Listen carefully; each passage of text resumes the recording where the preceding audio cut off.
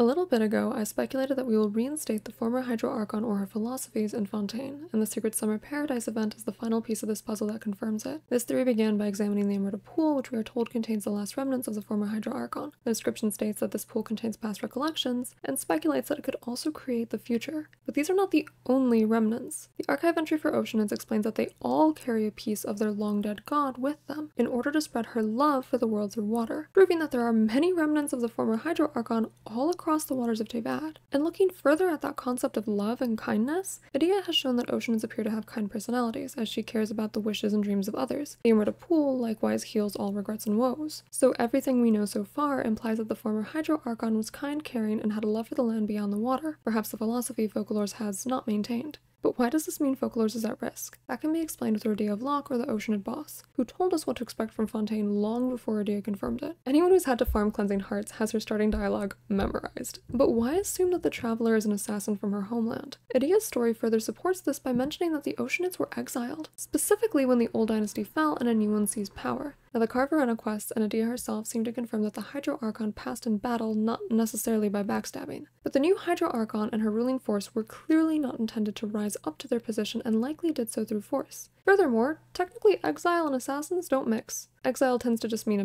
banishment, a very oubliette-like punishment. Essentially, I don't want you here anymore, but I don't care what happens to you beyond that. Assassination, on the other hand, is a very final method of dealing with people, and one tends not to send an assassin out if the exile is working. It's simply too much of a bother. So why would Rodea assume an assassin is coming for her? The lore also states that as an Oceanid's waters become purer, then the more the Oceanid themselves grows in power. So perhaps being outside the realm of a hostile god has also caused these Oceanids to become a greater threat to Focalors' rule. But then why risk an exile?